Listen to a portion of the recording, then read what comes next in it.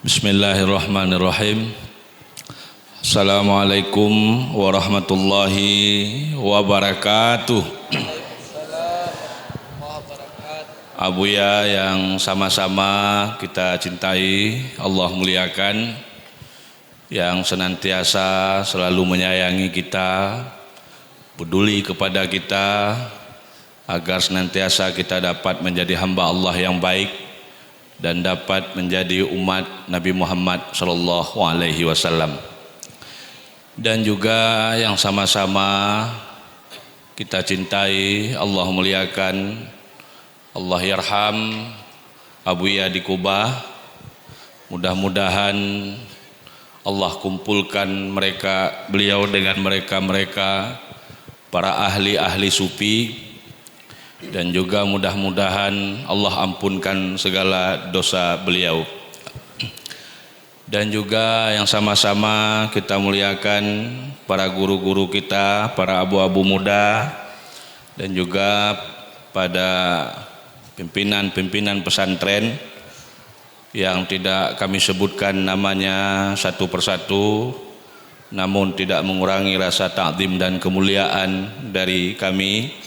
Istimewa kepada pimpinan pesantren Darul Hasanah ini, yaitu Abu Muda Irsyadul Fikri beserta dengan keluarga dan para seluruh guru-guru, dan juga kepada unsur pemerintah yang telah berhadir, yang diwakili oleh Bapak Eselon II, dan juga hadir juga dari Bapak Kapolres yang diwakili oleh Bapak Kapolsek, dan juga hadir Imam Besar Masjid Nurul Makmur, dan juga hadir para wali-wali Nanggro, istimewa Wali Budi, dan juga Wali Isnen, dan juga Wali Said Akbar dari Babahrod, dan juga dari Tapak Tuan, Om Din dan kawan-kawan, dan juga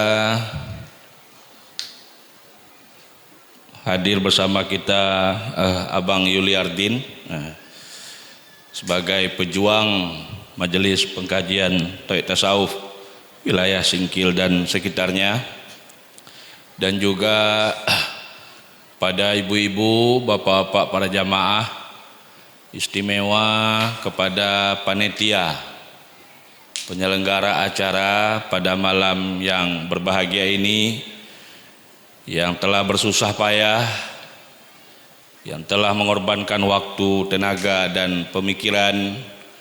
Mudah-mudahan para panitia ini nantinya dapat bersama-sama dengan Abuya di Yaumil Mahsyar.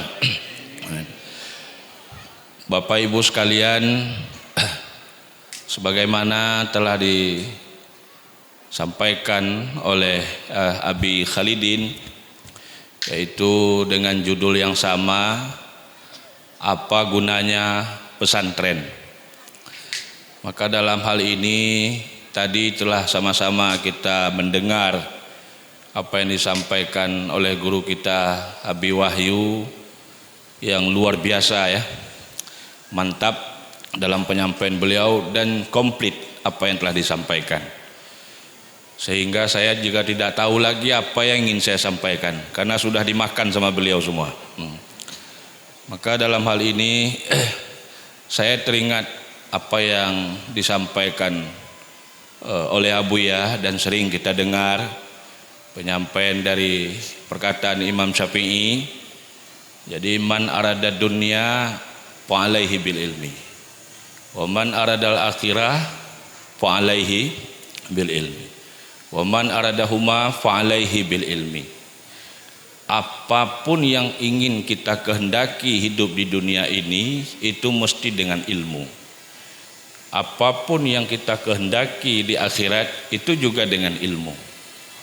Kalau kita menghendaki dunia dan akhirat, ini juga dengan ilmu. Maka dalam hal ini jelas bagi kita bahwa kalau kita hidup tanpa ilmu, maka apa yang kita lakukan ini sia-sia. Tidak ada manfaatnya dan tidak ada gunanya, baik kepada diri kita dan orang lainnya. Maka dari itu para ulama-ulama terdahulu membuat sebuah wadah yang dinamakan dengan pesantren atau dayah. Maka dalam dayah ini atau dalam pesantren inilah kita dianjurkan untuk dapat menuntut ilmu. Yang ilmu kita tuntut ini, walaupun backgroundnya ilmu itu ukhrawi, tapi ilmu itu justru dapat kita manfaatkan untuk dunia.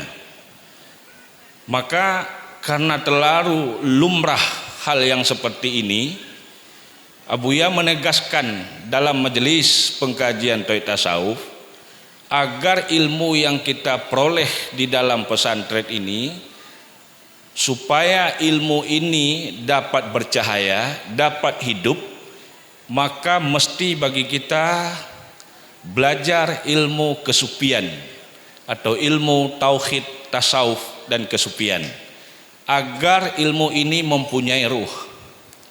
Baik kita itu seorang petani, baik kita itu seorang nelayan, baik kita itu seorang tengku atau pimpinan pesantren, kalau kita tidak memahami ilmu kesufian, ilmu yang kita peroleh yang khususnya di dayah-dayah ini hanya sekedar pandai untuk kita berbicara, pandai untuk berkhutbah, pandai untuk berpidato, akan tetapi untuk menetapkan ilmu ini di dalam diri kita itu sangat susah sekali, karena ilmu yang kita pelajari ini adalah ilmu mati.